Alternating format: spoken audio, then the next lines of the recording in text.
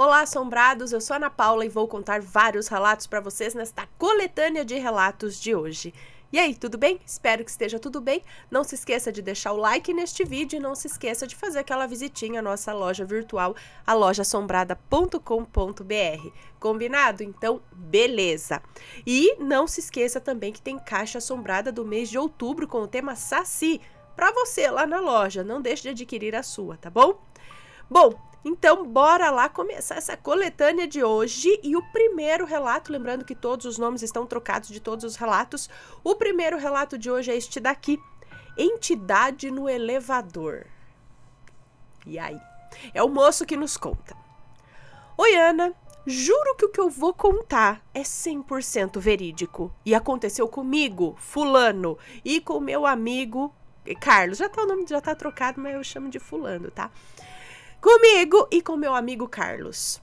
Eu e mais dois amigos, Carlos e Marcos, nós criamos uma agência digital de marketing, e propaganda no ano de 2020.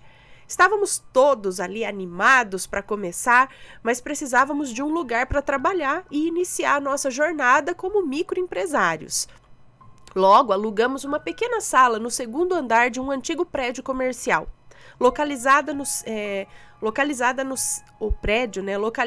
centro de nossa cidade, no interior de São Paulo. Tudo estava indo às mil maravilhas, quando coisas estranhas começaram a acontecer.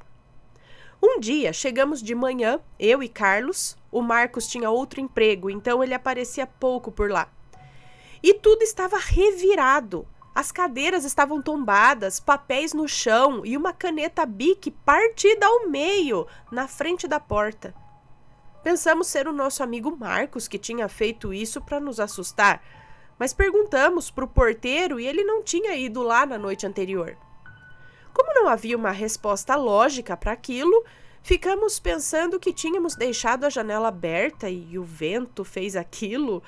Eu não sei que vento é esse que quebra a caneta, mas está valendo, né? Acabamos deixando para lá e seguimos a vida normalmente. Entretanto, isso começou a se tornar frequente. Todo dia chegávamos e havia algo fora do lugar.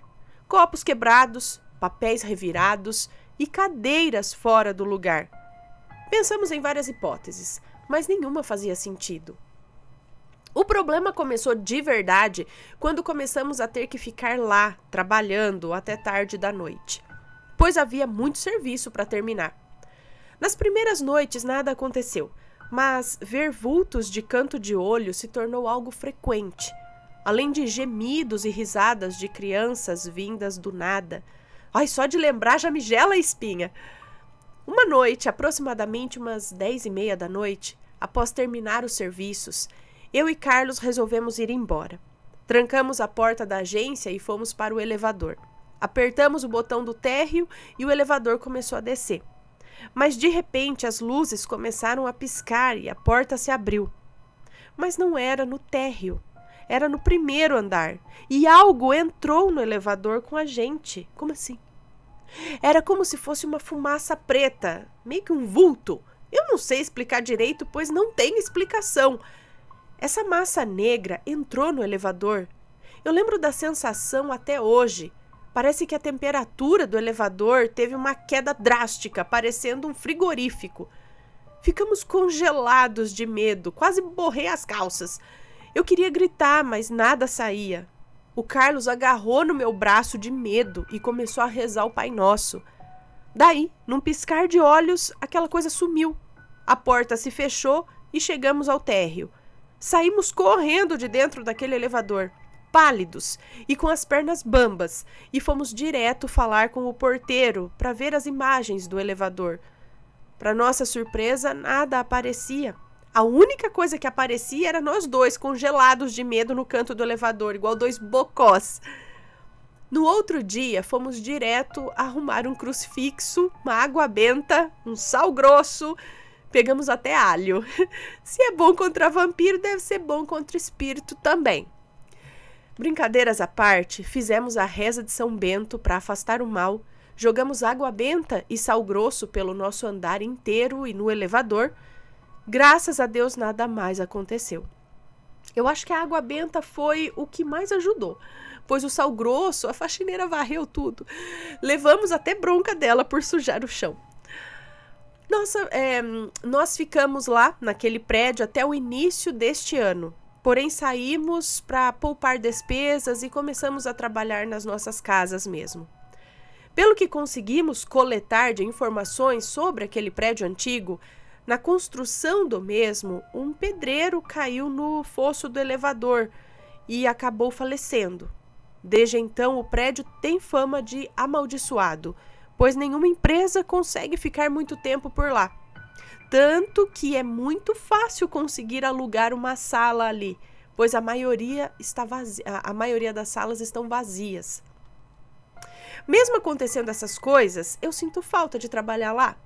Eu tinha meio que uma sensação de adrenalina, pois não sabia o que poderia acontecer de paranormal. Eu me sentia num filme de assombração. E acabo assim o meu relato. Um beijo pra você, muito obrigada. Eu imagino, né? Dava aquela, ui, o que será hoje? Olha, aconteceu isso, né? Dá uma emoção na vida. Mas será que é por causa do trabalhador que faleceu lá? Ou eu, hein? Ai, sei lá. Ui, que medo, credo. Próximo relato. A entidade mandou um cachorro vir cobrar? Vamos ver, uma moça que nos conta. Olá, Ana e assombrados. O relato que vou contar aconteceu com a minha mãe em 2008. A minha mãe sempre foi de pular de galho em galho. Uma hora ia para a igreja, outra hora ia para o centro espírita e depois ia para a Umbanda. Até aí, ok. Em 2008, eu tinha 12 anos, quando ela resolveu se firmar na Umbanda e não sair mais. Estava sempre indo em sua mãe de santo, tomava banhos, usava guias no pescoço. E lá em casa eu me lembro bem de ter uma linda imagem de Iemanjá numa prateleira atrás da porta da sala. Um dia, pela manhã, percebi que havia muitos tapurus, que é aquele bichinho branco que come coisa podre. Ah, tipo bigato, larva, esse daí, esses bichinhos assim brancos, né? Bom, aquilo tava subindo na geladeira. Fiquei assustada, pois eram muitos. E eu decidi acordar minha mãe para ver aquilo. Ela ficou muito assustada e quando subiu na cadeira, tinha deixado algum tipo de alimento em cima da geladeira como oferenda e o mesmo apodreceu, por isso tantos bichos. Até aí tudo bem, nada fora do normal. De repente eu escuto uns uivos de cachorro. O cachorro em questão uivava demais, lembrando que eu morava no apartamento 301, dentro de um condomínio pequeno que vivia com todos os portões trancados. Como que aquele cachorro teria entrado no prédio e subido até o 3º andar? Minha mãe, depois de ouvir o cachorro uivar e dar cabeçadas na porta por uns 5 minutos, ela decidiu abri-la. O bicho parecia possuído, Ana. Eu lembro como se fosse ontem. Ele tinha os olhos negros, tinha bichos pelo corpo, tipo moscas, enfim. E ele tentava entrar no apartamento de todas as formas. Minha mãe, desesperada, pegou uma vassoura e foi enxotando o cachorro de lá, sem machucar ele, é claro, mas empurrando para que ele descesse as escadas e fosse embora. Mas ele era... Mas ele era resistente. Cadê? E eu esqueci de trazer água. Cadê? Não, mas ele era insistente. Enquanto ela o empurrava para baixo, ele tentava mais e mais subir. Depois de muita luta, ela conseguiu colocá-lo para a rua e ele desapareceu. Após limpar os tapurus que estavam mortos na cozinha, ela ligou para a mãe de santo e relatou o que tinha acabado de acontecer. Quando a mãe de santo a lembrou que ela ficou devendo um agrado à entidade e a mesma havia ido cobrá-la. Na mesma semana, minha mãe voltou no terreiro, pagou a dívida com a entidade e até hoje, graças a Deus, nunca mais aconteceu algo do tipo. Olha, não prometa nada a uma entidade, pois ela pode se manifestar de diversas formas e ir atrás de você para cobrar.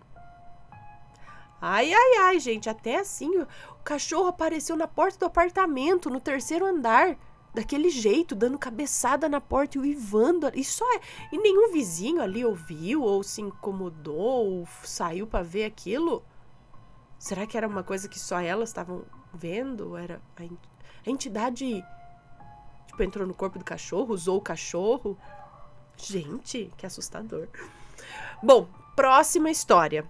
O espírito que eu via desde criança. É uma moça que nos conta. Olá, Ana, meu nome é Fulana. Tenho 21 anos de idade. No meu relato, acontecem duas situações diferentes na mesma viagem astral. E só um detalhe que depois fará sentido. A minha tia sempre quis engravidar de novo, e ela sempre dizia que se engravidasse novamente, eu seria a madrinha do filho ou da filha dela. Vamos ao relato. Desde criança, eu via o espírito de um menino, que devia ter por volta de uns 8 anos de idade. A primeira vez que eu me lembro de tê-lo visto, eu estava brincando com uns amigos em uma obra. Na obra tinha alguns buracos no chão. Em certo momento, eu pulei por cima de um desses buracos e quando olhei para baixo, meio que tudo ficou em câmera lenta e eu vi esse menino. Ele estava sentado no chão com os braços em volta das pernas e a cabeça baixa. Não dava para ver o rosto, mas dava para reparar que ele estava com uma roupa toda branca e seu cabelo era liso, preto e cortado num corte tipo índiozinho. Alguns anos depois, quando eu já tinha 15 anos de idade, eu conheci uma moça da religião espírita e contei sobre esse menino. Ela me explicou que certos espíritos desencarnados procuram pela ajuda das pessoas encarnadas por acharem que somos mais evoluídas espiritualmente. Ela então falou para eu pedir permissão aos meus mentores espirituais para que eu pudesse conversar e ajudar esse menino. E assim eu fiz. Antes de dormir, eu pedi permissão aos meus mentores para que eu pudesse, numa viagem astral, conversar com esse menino. E assim aconteceu. Eu me lembro de acordar espiritualmente e me sentar na cama. Ao olhar para trás, eu vi o meu corpo deitado. Quando olhei novamente para frente, eu vi esse menino. De tudo que conversamos, eu só me lembro de perguntar o seu nome e ele me responder que era Júnior e de perguntar o que ele queria. Ele então segurou os meus braços e numa mistura de irritação e desespero ele respondeu: "Você quer saber o que eu quero? Eu quero é Deus." Quando ele disse isso, eu caí para trás e acordei num lindo e enorme lugar gramado ao ar livre. Me lembro de olhar ao horizonte e ver um magnífico céu, onde mais abaixo desse céu era dia, e olhando mais para cima dava para ver o universo. Para entenderem melhor esse céu, eu recomendo que assistam o filme Nosso Lar. Lá tem uma cena em que mostra exatamente esse mesmo céu que eu vi. Quando eu assisti o filme, foi uma confirmação de que o que eu vivi foi real e não só o fruto da minha imaginação. Mas enfim, nesse local tinha inúmeros bancos, iguais àqueles de igreja. Tinha várias pessoas nesses bancos interagindo ali. Algumas sentadas, outras em pé, algumas deitadas e outras no chão. Todas essas pessoas estavam vestidas de branco. Quando reparei, tinha um homem ao meu lado. Eu creio que seja o meu mentor espiritual. Ele então me perguntou se tinha alguém desencarnado que eu gostaria de ver. Eu respondi para ele que eu queria ver a minha priminha, a Maria, que morreu aos simples 2 meses de vida. Ele me levou ao banco onde ela estava, ainda em forma de bebê, com 2 moças que tomavam conta dela lá no mundo astral. Nós fomos então para a casa delas.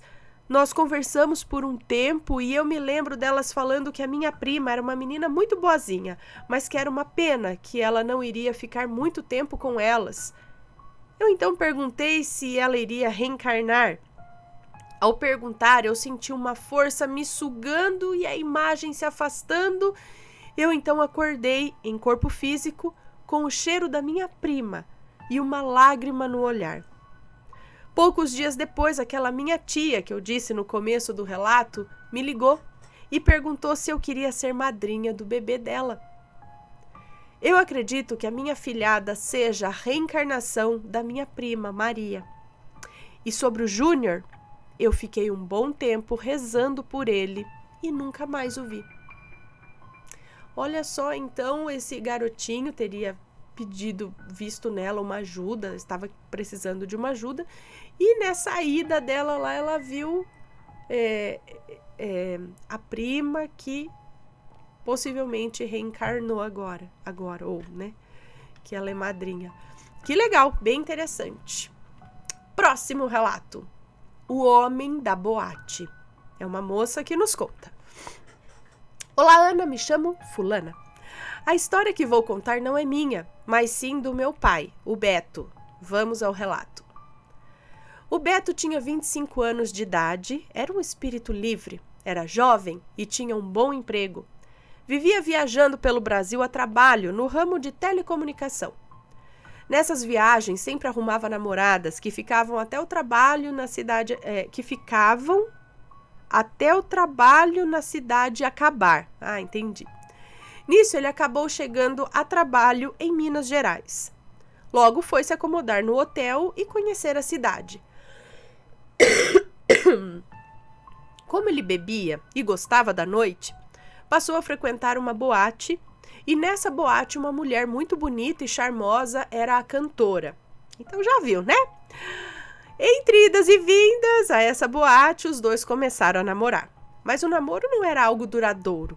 E o Beto, que sempre foi sincero, disse a ela que não queria compromisso sério e que não era para ela esperar mais do que aquele relacionamento. Com tudo esclarecido, eles começaram a ficar juntos e estava tudo bem. Com o passar do tempo, eles se gostavam ainda mais e o Beto até pensava em ficar com ela mesmo. Sabe, mesmo sendo jovem, poderia se comprometer sério com ela, mas um evento mudou tudo. Certa noite, o Beto foi para a boate, como de costume, arrumado, cheiroso, para curtir a noite e a namorada. Dança vai, música vem e a moça começou a cantar. Beto ficou lá observando sua namorada cantar. Antes ela tinha deixado 2 cervejas na sua mesa, mas ele nem tocou nelas, porque do nada um homem apareceu e sentou na mesa dele. Detalhe importante. Essa mesa ficava ao lado do banheiro, que só tinha uma porta de entrada e de saída. Nisso, o Beto estranhou, mas não falou nada, né? Afinal, ele estava em uma boate. Qualquer um poderia sentar, não é? Nisso, o homem notou que ele olhava para a moça no palco e disse: "Boa noite." O Beto respondeu: "Boa noite." E o homem disse: "Eu me chamo Francisco. Eu sou o tio da Mariana." Mariana era a moça que ele estava namorando. Aí ele foi logo se apresentando. "Olha, eu sou o Beto, namorado da Mariana." Nisso, o homem olhou para ele e disse: eu sei. Sei também que você está bem intencionado com a minha sobrinha. Ela é uma boa moça, é para casar. Merece encontrar alguém que a ame e que queira compromisso sério." Nisso, o Beto ficou um pouco irritado. Afinal, ele odiava aquele tipo de coisa. Pensou logo que a Mariana já tinha mandado o tio dela dar um aperto nele, visto que os dois estavam namorando há muito tempo, né? O Beto só concordou com ele e disse que não estava brincando com ela e que estava sério, sim. Diante disso, o Francisco sorriu e disse que ia ao banheiro. Ana e assombrados. Aí é que as coisas começaram. Ou é aí que a coisa começa, né? O tempo passou e o Beto, olhando a porta do banheiro, nada do Francisco sair. O show acabou, a Mariana veio até ele na mesa e o Beto disse: "Ei, Mariana, que história é essa de mandar o teu tio vir me apertar sobre a nossa situação?" E a Mariana disse: "Tio? Eu não mandei ninguém. Que história é essa de tio? Você bebeu? Você estava sozinho nessa mesa o tempo todo?" O Beto ficou irritado e disse: "Ah, que conversa! Nem bebeu, bebi. Olha as 2 cervejas aqui cheinhas." E foi o seu tio, sim. Ele se apresentou como Francisco e ficamos o show inteiro conversando. Nisso ele falou as características do homem também e a Mariana gelou. Ela olhou com os olhos arregalados para o Beto e disse: Beto, meu tio morreu há alguns anos e todos aqui sabem disso. E tudo que você falou realmente é a aparência, é o nome do meu tio. E ele zelava muito por mim. Beto gelou na hora, mas levantou da cadeira e gritou: Isso é conversa! Ele tá vivo e estava conversando comigo. Eu vou mostrar agora, pois ele entrou nesse banheiro e só tem essa porta, ele ainda tá aí dentro. Lembrando, Ana, que só havia uma porta no banheiro que era usada de entrada e saída. Se o Francisco tivesse saído, o Beto teria visto. Então a lógica era ele ainda estar lá dentro, né? Mas quando o Beto abriu a porta do banheiro, não tinha ninguém. Ninguém mesmo. E era impossível ele não ver a pessoa saindo. Então ele ficou doido, saiu do bar sem nem mais falar com a Mariana, arrumou coragem, foi no hotel que não era longe, pegou um facão, tomou a dose para dar mais coragem, correu pro mato que rodeava o bar, gritando: Apareça se você é homem! O Beto ficou lá um tempão e os amigos tentando tirá-lo de lá, mas nada dele sair. Depois disso, passou alguns dias, o Beto continuou com a Mariana, mas não por muito tempo. Após algum tempo, ela foi embora, deixando uma carta de despedida. Ela foi embora, deixando uma carta de despedida. Até hoje ninguém sabe para onde foi. E o Beto não se importou muito também. Ele só sabe que depois daquela noite que ele viu o Francisco, tudo havia mudado. Mas até hoje o meu pai jura de pé junto que viu esse homem. E como ele não é de mentir, nós acreditamos. Eu me pergunto, será que o Francisco sentiu que o Beto não era a pessoa certa para a sobrinha dele e fez isso para dar uma afastada nos dois? Afinal, pelo que a Mariana contou, o tio era muito zeloso com ela e em vida sempre cuidou dela. O meu pai na época era jovem e não queria compromisso.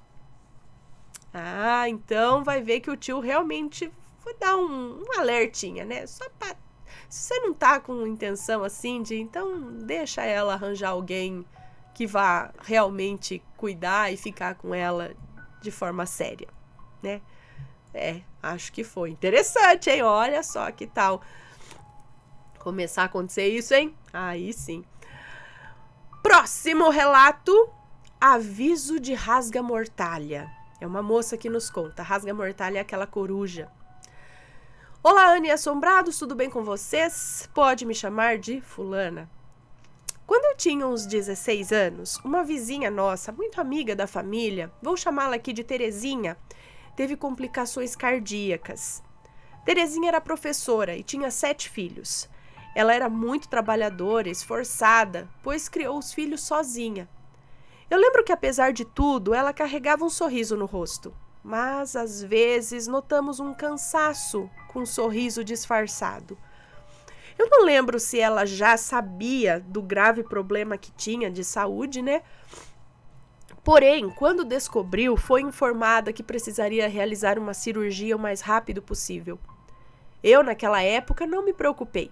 Nunca imaginei o tamanho do risco que ela correria. Até que recebemos um sinal que me gelou a alma. Uma noite, véspera da tão esperada cirurgia da Terezinha, estávamos todos deitados quando escutamos um grito de horror passar por cima da nossa casa em direção à casa da vizinha. Minha mãe então disse algo como: isso não é um bom sinal. Eu não lembro exatamente das palavras dela, mas foi nesse sentido. Vi a expressão de preocupação da minha mãe, misturada com o medo que eu senti naquele momento. Foi a primeira vez que eu ouvi essa coruja rasga-mortalha. No dia seguinte, eu estava na escola assistindo aula, quando de repente senti uma dor no peito, me sufocando. Fiquei parada por alguns minutos e essa dor foi passando, até que aliviou. Eu fiquei preocupada, pois eu sou sensitiva e já imaginei que algo ruim estaria acontecendo. A dor foi por volta das 14h. Terminado todo o horário de aula, retornei para casa e quando cheguei tive uma das piores notícias que poderíamos receber. A vizinha, Dona Terezinha, não suportou a cirurgia e veio a óbito. A cirurgia ocorreu no início da tarde e o óbito foi em torno das 2 da tarde. Mesmo horário em que eu senti aquela dor no peito. Foi muito triste, Ana. Os filhos ficaram desconsolados. Principalmente o mais novo, a quem era a mais apegada. Pois até para comer dava trabalho, sabe? Minha mãe ajudou no que pôde para consolar a família. Alguns de seus filhos já eram maiores de idade e a pensão ficou para o filho caçula. Que triste, né? Mas será que tem realmente esse lance aí do aviso da rasga-mortalha? Nem sempre é o que eu digo. Acho que nem sempre. Eu não sei se coincide, porque já teve várias, né? Com certeza, várias ocasiões a rasga-mortalha passou cantando, piando e nada aconteceu. E nada aconteceu, né? Porque senão a gente fica com aquela coisa, você escutou, você fala, meu Deus, aí você só fica com aquela vibração esperando tragédia. Em contrapartida, tem vários relatos mostrando que o canto dela, sei lá, coincidiu ou não com uma má notícia dessas. Deixem suas opiniões. Próximo e último relato desta coletânea de relatos de hoje. A passageira fantasma. É uma moça que nos conta, eu acho. Olá, Ana, tudo bem? Vou contar um fato que aconteceu com meu tio. E nele eu acredito piamente. Pois é homem íntegro, sério, e que não perde tempo com bobagens ou achismos. O meu tio é um senhor oriental de 74 anos, culto e calado. Taxista há mais de 50 anos. Tem um ponto garantido no centro da cidade de São Paulo e clientes muito tradicionais. É o preferido de muita gente bacana, que muito antes do Uber já tinha o celular dele para garantir uma corrida tranquila e em segurança. Ele nos contou esse relato no dia seguinte ao fato, há uns 5 anos atrás. Mas até hoje ele se assusta ao lembrar daquela noite. Segundo ele, tinha pego uma corrida do centro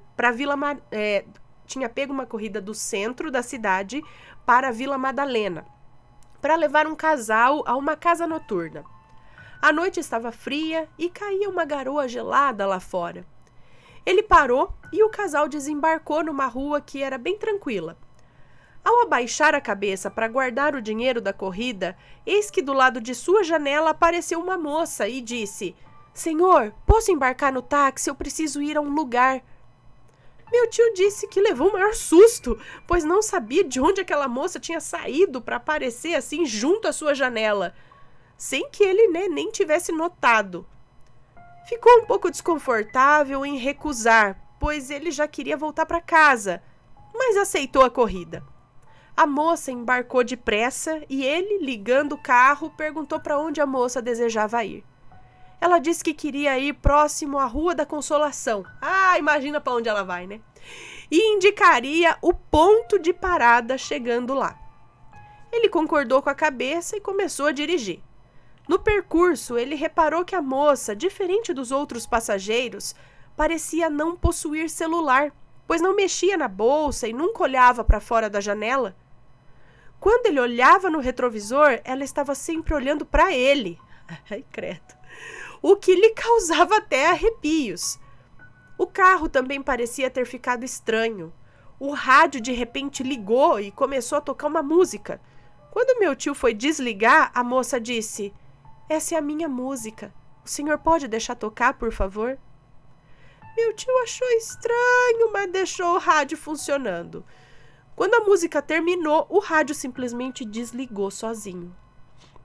A temperatura do veículo também começou a baixar, e baixou tanto que parecia que tinha até neblina dentro do carro. Meu tio pegou uma flanela, limpou o vidro que insistia em embaçar. Quando começaram a descer a Avenida da Consolação, o meu tio ia bem devagar, esperando que a moça indicasse o local de desembarque, mas nada, ela não falava nada. Ao chegar próximo ao cemitério da Consolação, ela indicou: Senhor, faça um retorno aqui e me desembarque em frente ao cemitério. Meu tio achou estranho, mas obedeceu. Ainda no sentido da descida da Consolação, um grupo de 3 jovens sinalizou para que o meu tio parasse. Ele não entendeu e continuou a manobra para fazer o retorno, e em seguida para onde a moça havia indicado o desembarque. No local indicado, em frente à porta principal do cemitério, ele parou. Ouviu quando ela agradeceu e, ao olhar para trás, não havia mais ninguém no táxi. Ele então destravou as portas, saiu do carro, abriu o porta-malas e nada. A moça tinha simplesmente desaparecido do carro. Meu tio saiu, encostou no carro, passando mal. Vendo o táxi parado e o motorista encostado do lado de fora, aquele grupo de jovens que estava do outro lado da avenida atravessou e veio ao seu encontro. Um rapaz perguntou se o meu tio estava bem, se queria que chamasse alguém. Meu tio só chorava. Quando recuperou o fôlego, contou aos jovens o que lhe havia acontecido. E um deles disse: "Vimos quando o senhor desceu a rua e só sinalizamos pedindo que parasse, porque vimos que não havia ninguém no seu carro." Meu tio ficou ainda pior. Fez a corrida para aquele grupo de jovens e voltou para sua casa, ficando muitas noites com insônia. Gente do céu, será que realmente acontece muito disso? Caronas fantasma que pede para ir no cemitério, né?